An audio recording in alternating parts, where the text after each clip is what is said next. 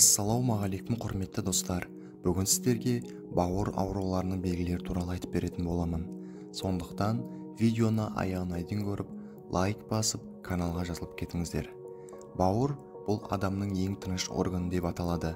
Бауыр адам ағзасындағы ең үлкен без. Оның салмағы 1,5 килограмм және 70-тен астам функцияға ие. Бұл орган қос құрылымды арнайы капсулаға орналастырылған. Бауырдағы ауырсыну туралы айтатын болсақ, кейде бұл органның өзі жүйке ұштарының болмауына байланысты ауырсынуды сезінбейтінін түсіну керек. Мойын мен капсула тіндері созылған кезде ауырсыну мен ыңғайсыздық пайда болады. Бауыр ауырған кезде бұл бауыр үлкен болатындықтан болады. Біздің табиғи сүзгілеріміз денеде орындалатын функциялардың құрылымы мен сипатына байланысты көптеген ауруларға бейім. Оларға вирустық инфекциялар, Б, С және Д гепатиттері, бактериялық аурулар және паразиттік аурулар, туберкулез, абсцесс, альвеолярлы құрттар, эхинокоз және астит жатады. Сонымен қатар гепатоздар, алкогольсіз майлы бауыр ауруы, ісіктер, кисталар, қатерлі ісік, саркома, қан тамырлары, веноздық тромбоз, гипертония, тұқым қуалайтын гипоплазия, гемохроматоз, стеатоз әртүрлі дәрежеде травматикалық әкелуі мүмкін. Бауыр ауруларының белгілері. Бауырдың бірегей регенеративті қабілеті бар, бірақ шексіз емес. Шамадан тыс жүктеме кезінде ол кейде өте нәзік болып көрінеді. Келесі белгілер бауырдың нашар күйде екенін анықтауға көмектеседі. Алғашқы белгілері дене күшінің төмендеуі және бүкіл денеде күштің төмендеуі. Бауыр аурулары негізсіз шаршау туралы шағымдармен сипатталады. Мұндай өзгерістерді пациенттің өзі емес, оған жақын адамдар жиі көретін сияқты болып көрінеді. Әлсіздік, летаргия, физикалық әлсіздік, ұйқының бұзылуы және тағы басқалары дененің жалпы уыттылығынан туындауы мүмкін. Бұл бауыр қанды тазарту және зиянды заттарды бейтараптандыру үшін бастапқы рөлін тоқтатқан кезде пайда болады. Екінші белгі кебулер. Астит бұл бауыр циррозының көпшілігінде кездесетін нәрсе. Бұл қан қысымы бауырға ішек жолынан келетін қан тамырларына және тағы басқаларына әсер етеді. Өйткені денеде сұйықтық пен натрий жиналады. Нашар қан айналымы қан қабынуы мен натрийдің жасушалардың шығуын қиындатады. Ылғал жиналады. Су жиналған кезде ол құрысулар мен ауыр жоғары сезімталдықты, тыныс алудың қиындауын, ауырсынуды және тағы басқалары тудырады. Үшінші белгі іштің ауруы. Бауыр асқазанда, өкпенің оң жағында орналасқан. Қабынған бауыр ауырады және бұл ауырсыну ішкі қабатта, оның астындағы кеңістікте сезіледі. Төртінші белгісі сұйықтықтың сақталуы. Натрийдің сақталуына және ағзадағы қан қысымының жоғарылауына байланысты сұйықтық ағзада астит болмаса да жиналуы мүмкін.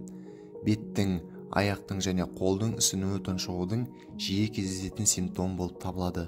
Басқа емдеу әдістеріне лимфа жүйесінің бұзылуы, бүйрек ауруы, өкпе эмфиземасы және жүрек жеткіліксіздігі жатады. Менструация немесе жүктілік кезінде мезгіл-мезгіл үзілістермен пайда болатын сұйықтықтың сақталуы табиғи түрде жоғалады. Егер тамшының белгілері айтарлықтай нашарлап немесе ұзақ уақыт емделмесе, онда оның себебін анықтау керек болып табылады. Бесінші белгі тамақтану, улану. Уақыт өте келе әрқайсымыз аурулармен және сапасыз өлімдермен байланысты сәнді заттармен бетпе-бет келеміз. Ұзақ мерзімді жүрек айну сезімі, улану, бас айналу, жүктілік және қан айналымының нашарлауы сияқты әртүрлі жағдайларға байланысты болуы мүмкін. Егер сіз бірнеше күн бойы өзіңізді нашар сезінсеңіз, диарея немесе құсу болуы мүмкін. Абай болу керек. Ауруды тудыратын нәрсе туралы ойланыңыз. Егер ол емделмесе, кеңеске жазылуыңыз керек. Бауыр жеткіліксіздігінің жүрек айнуы басқа белгілермен бірге жүреді. Цирроз және бауыр жеткіліксіздігі ас қорыту жолына әсер етуі мүмкін. Іштің кебуі, іштің ауруы және жүрек айнуы ішектің қозғалғыштығын кешіктіреді. Инсулинге төзімділік және бауыр жеткіліксіздігіне байланысты ішек бактерияларының жетіспеушілігі тек қан асқынуларды күшейтеді. Алтыншы белгі бауырдың ас қорыту жүйесінің зақымдануы, ішектің өткізгіштің бекітілген асқазан ішек жолдары деп аталады. Ішек бактерияларының жарылуын және жалпы ас қорытуды кешіктіруді тудырады. Бұл гормон деңгейінің өзгеруіне және өттің болуына байланысты. Ұзақ уақытқа созылған байламдардың ісінуі, дәретхана әдеттерінің өзгеруі және асқазан ішек жолындағы жайлылықтың төмендеуі бауыр функциясының бұзылуына көрсетуі мүмкін. Жетінші белгіні айтатын болсақ, терінің қышуы. Бір қызығы, бауыр ауруларының тері қышуын тудыруы мүмкін. Холестаз бұл бауыр түтігінің секрециясының қысқаруы немесе тоқтауы. Ол сондай-ақ холестазбен бірге жүруі мүмкін. Оның келу механизмі әлі толық анықталған жоқ. Кейбір теорияларға холестерин синтезіне қатысатын стероидты заттар жатады, бірақ әдетте бауырда емес. Нәтижесінде ол қышиды. Содан кейін эфир майлары, алма сірке суы, пісіру ұнтағы, сұлы ваннасы, гуава жапырақтары, кебек, қарақұмық кремі, ментол және кастор майы тиімді. 8-ші белгі, жалпы флюквриоз бен қанның гемоглобин жасушаларында түсініксіз ас қорыту нәтижесінде түзіледі. Бастапқыда бұл нәжістің өнімі. Қандай жиналған кезде көздер мен тері сары болып қалады. Көп жағдайда терлеу бауыр ауруы немесе өт жолдарының бітелуін көрсетеді. 9-ші белгі, анорексия, бауыр ауруы немесе ораза механизмдері, цитокиндер, иммундық реакциялар кезінде белсендіріледі.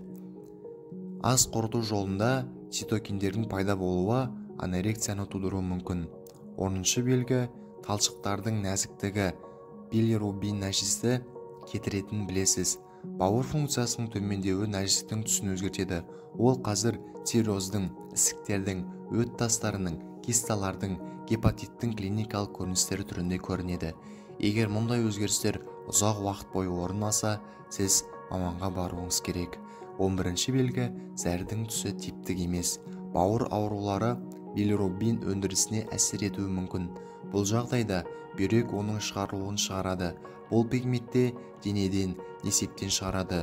Билирубиннің жоғарылауымен зәрдің түсі ашық сарыдан қызғылт, алтын және қоңырға дейін өзгереді. Бұл бауыр жеткіліксіздігінің көрсетуі мүмкін. Зәрдің типтік немесе түсі дегидрациядан, А дәрумені қабылдаудан, зәр шығару жолдарының инфекцияларынан, ақуыздың көп мөлшерінен, қызылшадан туындауы мүмкін. Егер зәрдің типтік емес түсі ұзаққа созылса, маманға жазылғаныңыз жөн болады. 12-ші белгі, іш қату, диарея, ішектен қан кету. Егер бауырдың айтарлықтай зақымдануы болса, бұл асқазан ішек жолына әсер етеді.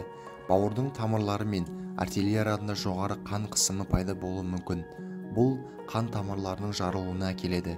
Кейіннен ас қорыту жолынан қан кетеді. Ол асқазанда, ішек жолында, өңеште және тағы басқаларда болады. Ал бауырда ісіктер пайда болған кезде басқа ішкі органдарға әсер ететін гормондар бөлінуі мүмкін.